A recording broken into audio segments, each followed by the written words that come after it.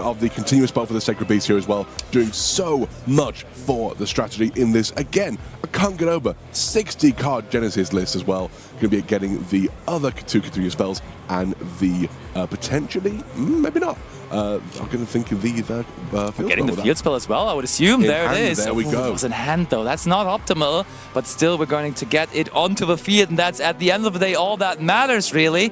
And Richard must be happy, sending all 3 copies of Thunderclap here to the graveyard. He lost the roll, but that's actually a plus here because he just starts with an additional card, playing only against a measly set card by Sigge. And I mean, when you're combining all of those different decks, of course, sometimes you're just going to draw some parts of them, and we just get rid of that Book of Eclipse, possibly the last resort there for Sigge. Not able to defend him here anymore, as we destroyed it with the Uria. And we see the March out of the Sacred Beast summoned here as well, able to summon 2 more from the deck, I believe.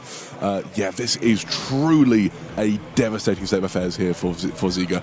Having said that, these guys are both already the top 2 in Europe. They're both already going to the Jump Fest in Japan. They have won their prizing. They've done everything they need to do this weekend. They did a phenomenal job, and they should be very proud of themselves, regardless of a bad hand here at the start. Totally, but I mean, that first place prize of also getting all those Starlight rares is not too shabby, including those extended arts as well from recent sets. So you definitely want to have those for your collection, don't you? You definitely do, but my point, you know, it's... Sure. At this point, it's unfortunate, but you've done phenomenally to get here. We do summon the Hamon, Lord of Striking Thunder from the deck as well. The Calamity of the Sacred Beast right next to the Inferno of the Sacred Beast. Are we going to see the Infinity of the Sacred Beast? Oh, we need them all. Come on. I think it's game if you get all of them. Oh. There we go. And we're packing things up. Game number 1 is over before it even really started. And Richard, with his crazy 60 card combination of cards, is up into the lead here. And that must be nice for him. They waited so long to actually get started with this final, and then the first game is over in a heartbeat. Truly devastating here for Sigge here. But, and again, not the end of the world. We have 2 more games to play out here, and Sigge once again going first. After signing for going first as well, it is such an interesting deck that he's playing as well. So it's truly devastating that he was not able to play in that first game. But we have such a fascinating deck available to us here. You see the name of it, Archfiend LADR Ritual. It is a mishmash of various different strategies and things going on that we've seen in different formats through the weekend. But I think the only thing we've not seen is this slightly larger actual Archfiend package we don't really see very often here. That's true. There actually is 3 copies of Royal Archfiend, for example, in there. But there also is 3 copies of Archfiend's Usurpation in there too. So we're really actually playing a multitude of those cards. And then, interestingly enough, I mean, we see it here. This is L and DR, so the ritual theme in there as well. Mind Shuffle is 40 points. Like, making that decision to even get to this deck, and then including 2 other engines next to it, gotta mean that those Archfiend cards are rather unpriced, and I think they don't have any points, and that's possibly why we're even able to find a solution to this ritual deck here also in Genesis. Very interesting. We also see this singular copy of Perbesca there, just in case to reveal, I guess, but it's very powerful, so it's worth taking account of that. But yeah, the very highly pointed cards the LADR Ritual cards are, so seeing them used in such small quantities, they are accessible via the Archfiend cards, via the Red Dragon Archfiend cards we're seeing here as well, the Resonators and whatnot. There is so much happening. I think, you know what? I think this deck is just Light and Darkness Ritual Turbo. It's just all of these little things that get you to the few cards you're able to play in this deck. Of course, and we want to see it, so let's get started here with game number 2.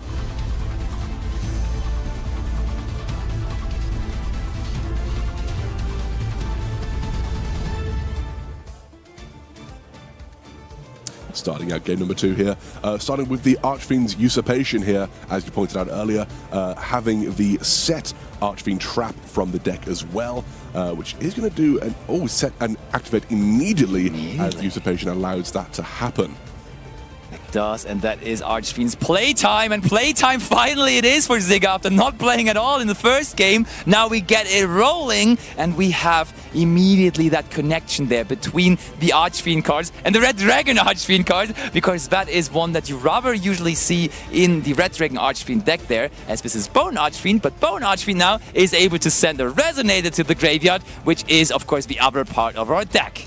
Archfiend, fun fact, is I believe the most represented technical archetype in the game, because there are so many cards that just have Archfiend in the name that are part of the Archfiend actual strategy, but also cards that, like, for example, Regenesis Archfiend has nothing to do with the strategy, but it is there because it has the name. And there are so many cards throughout the history of the game that share that little tag in the name. The Crimson Guard activated now, adding the Resonator back to the hand, and continuing to play by normal summoning the, I believe, the Crimson Resonator as well.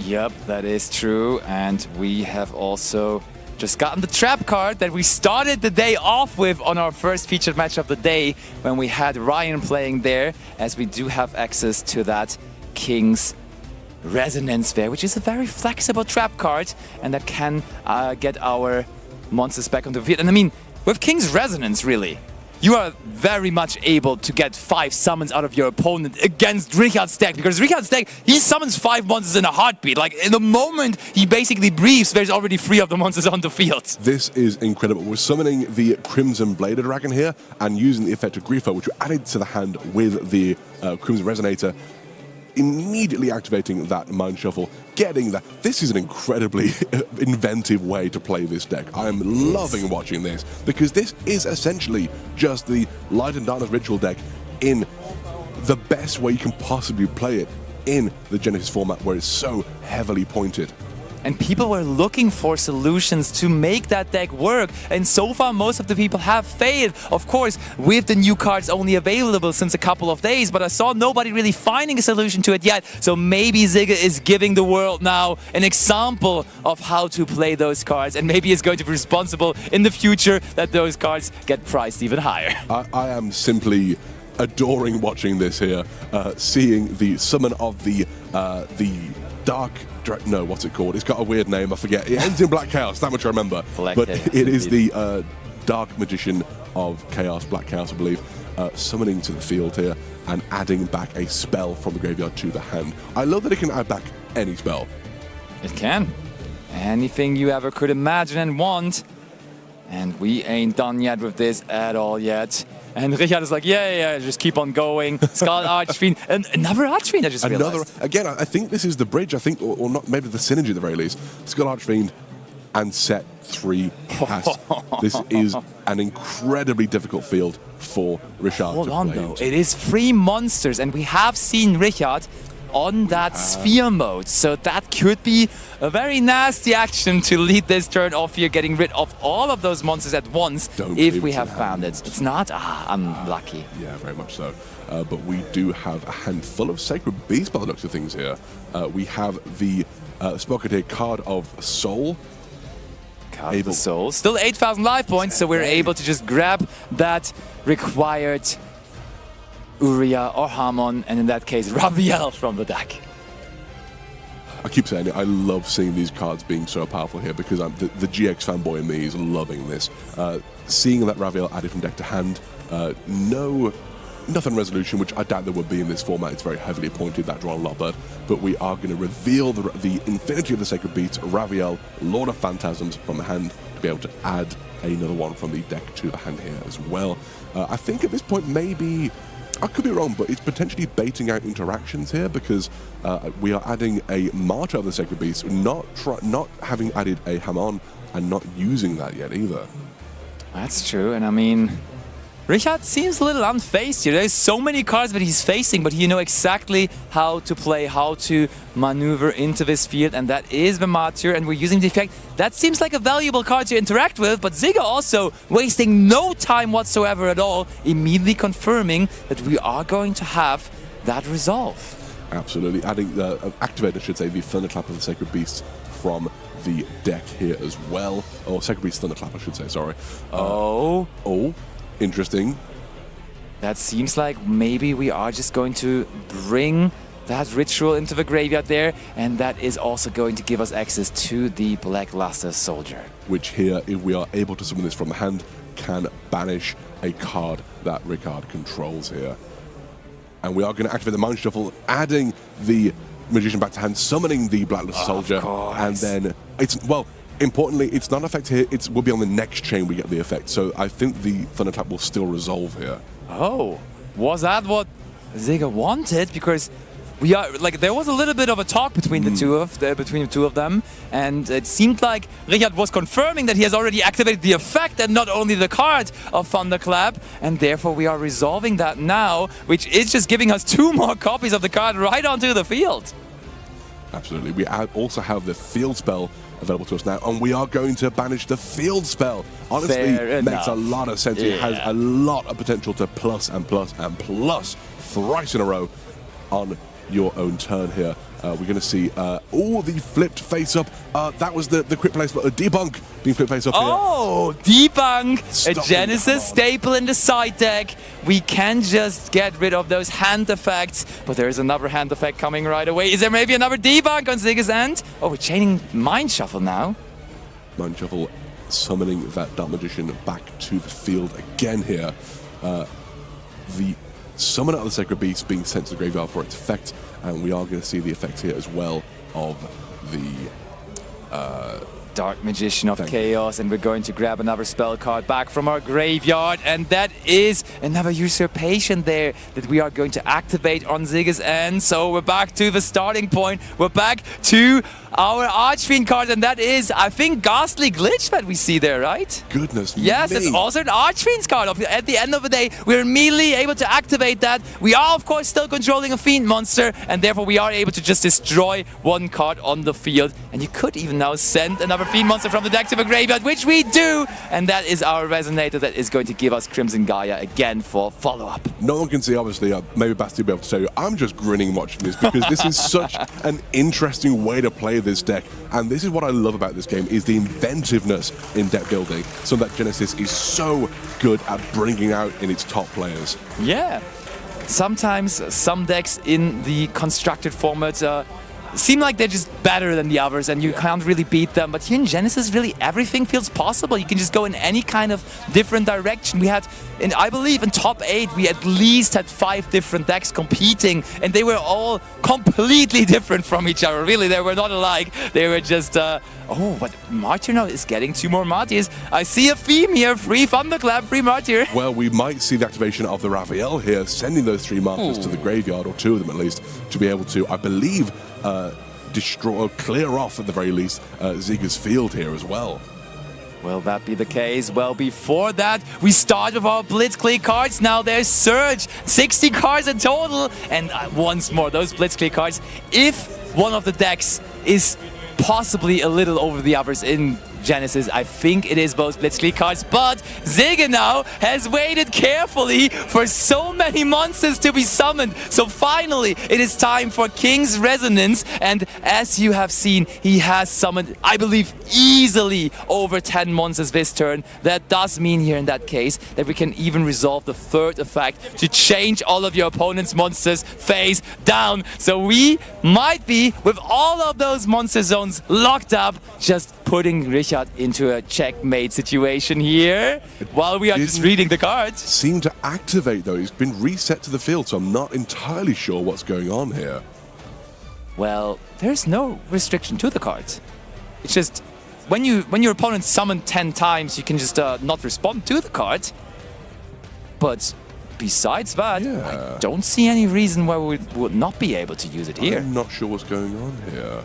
Well, I'm sure they just want to make sure. It's a big final, so it's worth double checking, of course. Absolutely. And while it is a big final, I mentioned it earlier, first place does get the complete set of Rarity Collection 5, of Blazing Dominion, of Battle of Legends Glorious Gallery, including all of those Starlight Rares. Second place, still getting a couple of complete sets of Blazing Dominion and also Battle of Legends. We are excluding the Starlight Rares for that though, so it is a real big difference between first and second place, even though both of them will be going to Japan together. Absolutely. And again, I think the main thing to fight for here is the crown, the achievement of being crowned the best Genesis player in the European scene here as well. And also the very first at the European Championship. Absolutely, Basically, yeah. the European champion of Genesis when there is the first Genesis Championship at a European EUWCQ ever before. So, I mean, that's something to brag with when you're like telling your kids in like 50 years, yeah, the first one, that was me. One of many to come, hopefully. And the kid goes, "What's that, Dad?" Anyway. Well, well, hopefully not. But we'll see here. I think also the fascinating thing about Genesis as well, not that Advanced Constructed doesn't have this, but I think Genesis, more than anything, rewards creative deck building as well. It is, the technical play has to be stellar as well as an Advanced Constructed, but you can be so inventive and different and off the wall with your deck building in Genesis because there are so many different options available to you in this incredible format that we have here playing today. So let's see whether this works out here. I've been informed that there is just currently the head judge being involved when we're checking whether there is going to be some kind of upgrade on a penalty. Always worth checking. We always have to make sure that everything goes according to plan, and we do have for Genesis, but also for any kind of other big tournament in Europe and anywhere in the world. Of course, we have those procedures in place where there is first the judges at the table, which are looking out for everything, and then there is a way to double check with the head judges, as every decision that is made by any kind of judge can be appealed to the head judge, and that decision then by the head judge can no longer be appealed, as they are the final end boss and the head judge. And as the name suggests, they are the ones that making that final decision. I think we are still, like you say, just deciding whether or not the King's Resonance can be activated here, and or maybe have to maybe resolved. It says, well, the 10 is so that you can't respond to it. Maybe they're trying to figure out if 10 have been summoned here to see if Rashad can respond here before it does resolve. That gotta be the question, but it's been at least 5, so we can do the most powerful effect of this, which is to essentially Bucket of Eclipse your opponent's monsters all face down. But it is, we just don't know if it can be responded to in this situation or not. Yeah, that is the question. Let's have a look and see how these players manage to navigate this situation. Again, I keep saying both these players do such a wonderful job and have done an amazing job to get as far as they have here as well. So although we are going to crown a champion here, both players should hold their heads high for having played so phenomenally over this weekend as well. So I am informed that what this is all about is that there is no Synchro monster currently in the graveyard for Sigge. And the first effect of King's Resonance would be to special summon a Dark Synchro monster from your graveyard or banishment. Right. And so the question is, can you even activate the card while there would not be any way to possibly resolve that effect? But that is currently still being checked because I'm not even 100% sure myself, because there's the other effects still that could be working. So good thing we have judges for that, as I just explained, because they will make sure to get the right decision on that. Absolutely. Well, yeah, that's tough. It says resolve in sequence, and if it goes 1, 3, 5 on there, you wouldn't be able to resolve the first one first, and therefore you couldn't sequence the others either. But I don't know that. Yeah, let the judges decide this one, because that is way above my pay grade here. Have no idea how this will play out. That's insane. I sometimes miss my judging times. It's different, of course, and I love what I'm doing here with you, but I mean, it's also a whole different perspective to a tournament when you're sitting there as a judge, or in that case, standing there as a judge, to follow the players so closely for every move that they do, and to make sure that everything goes according to the rules. And I think that is just a big responsibility to the entire tournament and to the community when you are in that position and role. Absolutely. So it's why I've never done it, because it's way too much for me personally. I have such high respect for our judges that play these tournaments, or rather I should say judge these tournaments, staff these tournaments, do a wonderful job every single time, even just down as low down as a tournament as an OTS, for example. There is someone there making sure that the I's are dotted, the T's are crossed, the plays are happening as they should be, and these people are greatly appreciated by not only us, but of course the whole community as well. Greatly appreciated is also that we apparently have gotten to a final ruling, and that final ruling is that the trap card can be activated and will be resolving without doing the first thing, and that results in Richard picking up his cards, and Sigge, with that innovative combination of deck archetypes, is picking this second game up in his favor. You can really see why Richard was trying to fight his own case there, because that is such a game-winning move to go with there. And again, it's if that hadn't resolved, that would have gone completely the other way, I believe. So that really was the pivotal play in that game. I think both players knew it, and so they were both fighting their cases, and the head judge made their decision. And it's a super legit appeal and question in the first place as well, because I could have told you we weren't sure ourselves. So of course, why would the players be? I mean, to be fair, they're maybe a little bit better in their craft here in the Genesis format, but still, of course, there will always be questions, as Yu-Gi-Oh is in some instances a very complicated game, and at the highest level especially. And we are in the finals here of the Genesis Championship 2026 in Brussels at EUWCQ, where it is the most competitive it could ever be. Absolutely. Both players siding, shuffling, getting prepared for the next round here. Richard going first for the first time this match, going into this last game of the finals here. This is it. It's all to play for. We're all so excited to see how it plays out. What are your thoughts on how it could go here? I mean, Richard, whenever I saw him this weekend and he went first, he went off and he produced one of the biggest combo fields you could ever imagine. So I feel like when he got the right cards, he may as well have this game in the bag. But we shall find out as we do get into game number 3.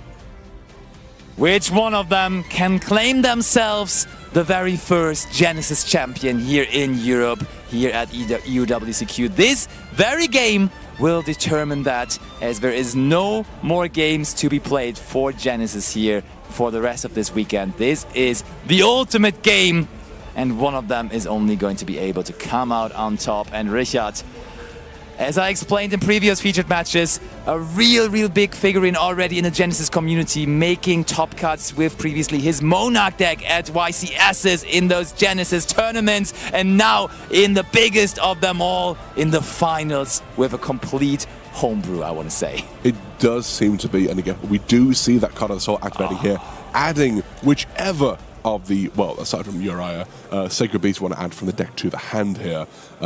It's such a powerful... You just wouldn't expect to see this in Advanced Constructed. It's such a cool thing to see the Card of the Soul being activated here and resolving, adding that Infinity of the Sacred Beasts, Raviel, Lord of Phantasms from the deck to the hand. No Drone and Lockbird. That's already a big relief there for Richard. But as you said earlier, that card not super popular in Genesis, as it does have a couple of points on its back. And we have also found that spell card that is gluing this deck all together. Yeah, the Sacred Beast release here, such a powerful one. Again, it can use both effects in the same turn, as I found out earlier. Such a powerful card. So not only can it search for 3 Sacred Beast cards, then discard 2, it can then also, from the graveyard, I think, search for a level 10 Fiend, Pyro, or Thunder as well. So the value on these cards is absolutely absurd. And I love the artwork as well, right? Oh, with good. The 3 of them just in there. And I mean, it's also 3 cards, but you're searching. It just all matches. It just all fits. And we are normal summoning the Martyr. And that is something that has been very much like a red line going through this entire Genesis tournament. It's not really about stopping your opponent when they are comboing. It's much rather about breaking their field with cards like Dark Hole, cards like Sphere Mode, Lava Golem, and so on and so forth. So Richard, for the most part, in most matchups, will be able to completely go off here, and then Sigge on their turn might be able to break that somehow, but maybe there's a Vidos, as that card is also super popular in the Genesis format, but doesn't seem like it. Very true. We did see that earlier today, actually, used against Richard yet again. So it's very interesting to see how this would go here. And again, the Sacred Beast field spell, thrice per turn, as you said earlier, and I'm sticking with it because it's a great word. We can summon a Sacred Beast monster by tributing, or I think maybe just sending 3 cards of the same type, monster, spell, or trap from the hand or field to the graveyard here. And there he is again. Raviel, Lord of Phantasms. And Richard, just carefully. So, in case you're seeing this for the first time, Richard has been on feature a couple of times throughout this Genesis Championship here already, so maybe you want to look back into the other matches as well in which he featured him. But mostly, we've seen the trend that he just starts off with the Sacred Beast cards and goes for the Sacred Beast, big combo, going into the Rooters as well as already a big Enfield piece, and then afterwards goes into the Blitzclique cards as well to round off a perfect big combo turn. And they do bridge into each other fairly seamlessly. The Blitzclique Alternator Trap can add the Raviel from deck to hand, and the two Sacred Beasts can overlay into one of the new Train Exuse monsters, which can add Planet Pathfinder, which could add the Blitzclique Field Spell from deck to hand as well. So they bridge seamlessly back and forth between the two of themselves. That is absolutely correct. You were mentioning that Super Dreadnought Rail Cannon Flying Launcher. So if we do not have access to our Blitzclique cards here yet, maybe that is what we're going to aim at. We do see the an overlay network is forming. Here we go. Oh, it is Varudras, indicating that maybe there already is Blitzclique cards in there. May well be, but here we go. Let's have a look what the next activation is going to be. It looks like it might be a Surge. It's, was that a Reveal Raviel? I think it might have been. Yeah.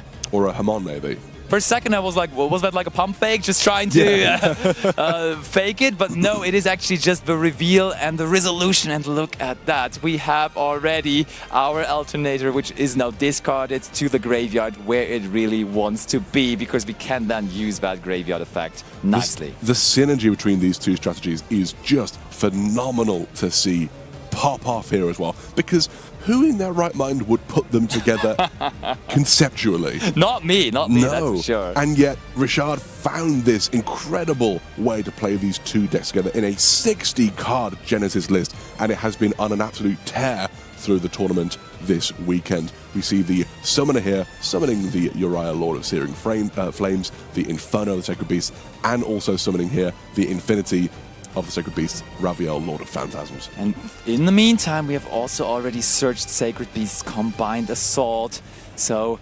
possibly accumulating multiple trap cards here to interact with the opponent's turn. And not gonna lie, it has always been the hardest when you are playing for a monster field and additional spells and trap cards to back it up. Because yes, there may be a Dark Root, there may be a Dark Hole or something like that, but when it is backed up by those trap cards then as well, just breaking all of it is never really that easy. Absolutely. We see the Blitzclique Breakaway being activated here as well, activating the alternator directly from the deck, able to find us these Blitzclique cards as well. Again, it's just everything in this deck, because these are both fairly low-pointed engines here that can work so well together. So we have that full field of the Sacred Beast monsters, and now hurtling towards another full complement of the Blitzclique strategy as well. We have the Grain in hand, destroying the Fallen Paradise of the Sacred Beast to summon itself. Just truly wonderful to see this deck in action. It is, and there also is already the field spell, the column, and we're giving a token over to Sigge. First monster being summoned on Sigge's end in this game, but I don't think he's going to be too happy about that one. And I don't think it is going to survive this turn either, as of course that is what the Blitzclique deck is doing, just destroying monsters left and right also on the opposing end.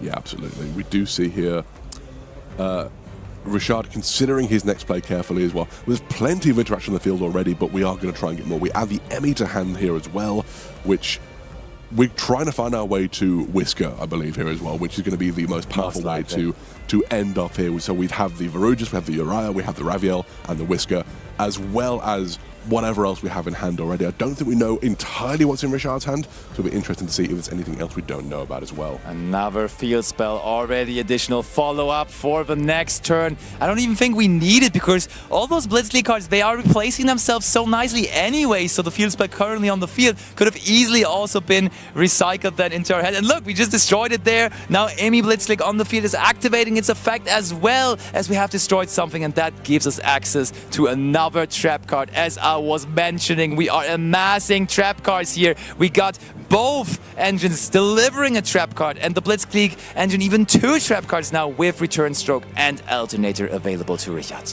This is truly just everything that Ricard could possibly want in this game. And in the whisker to the hand as well, this has got to be a difficult situation for Sigge to be in as well. Seeing all of this incredible field being formed in front of them and having to surely think about how this is going to go. Look, Set 3 on top of all of what we have here on the field.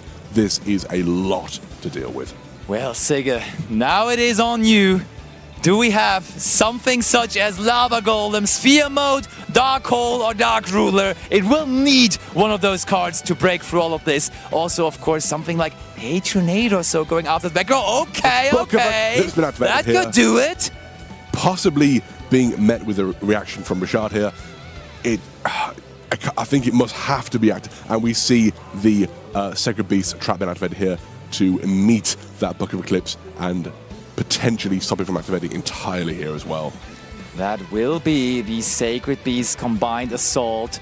And yes, we can negate that Book of Eclipse there on resolution, and we have done so successfully. So Sigge's plan failed for now, but maybe with another one available to them. And we have the Haman, Lord of Striking Thunder on the field as well, the Calamity of the Sacred Beast, another interaction, because again, they all have quick effects themselves and can all interact during the opponent's turn as well. I don't know about the others, but I know that Uriah you can't respond to as well. The others all have powerful effects in and of themselves.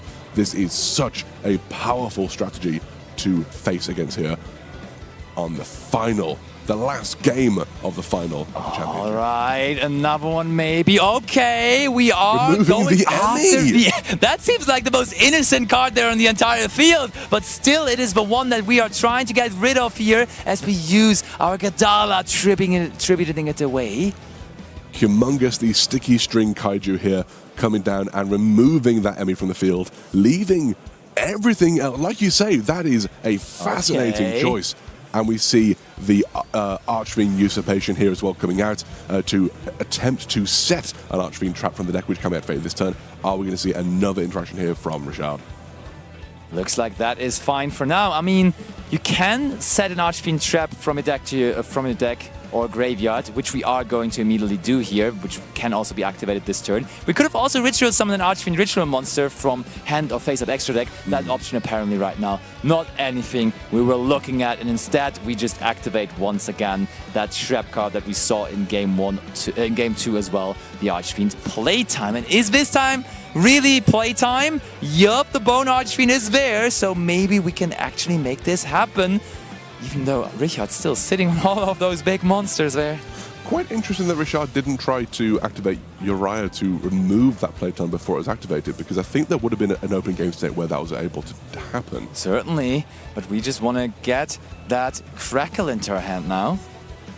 And Crackle, of course, on the opposing turn, another piece of interaction.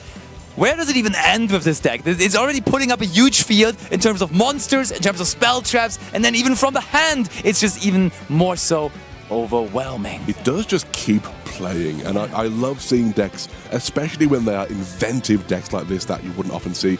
Oh, and we do see, I believe that's the Raviel activated, removing that Burn Archfiend from the field. No, but it comes back right away for its own effect, discarding the Skullmeister there. Wow, but that's a huge investment too, though, isn't it? I think it is. The Skullmeister maybe not doing a lot here, to be fair, but... So I think it was trying to come back, but Sigge was a little quick with it, because, of course, when we activate the effect in the graveyard, it is Richard's right to respond to it. And now, okay, we destroyed it in the first place, but now we just let it come back and use its on-field effect anyhow. And maybe a response. Yeah, that is the Crackle. And that will be the game and the championship for Richard Schaber, who has invented a completely new strategy here. 60 cards, Sacred Beast Blitzclique in the hands of Richard Schaber is going to make him the very first Genesis Championship champion in 2026 at EUWCQ. So he wins all the big prizes. He's going to Japan, and he could be happier, I could tell. Massive well done to both our players here. Both did phenomenal, but well done to Richard, as you say. Our first champion of Europe in the Genesis format. We're going to throw it over now. Oh, We're not going to throw it over Apologies. just yet because we have the information. If you want to see the prizes that we just all talked about to be given over to Richard and for him to be crowned the champion that he just made him, then you should be still tuning in, because on the main stream we're going to have a big ceremony where we are crowning our Genesis champions as well. So stay tuned for that.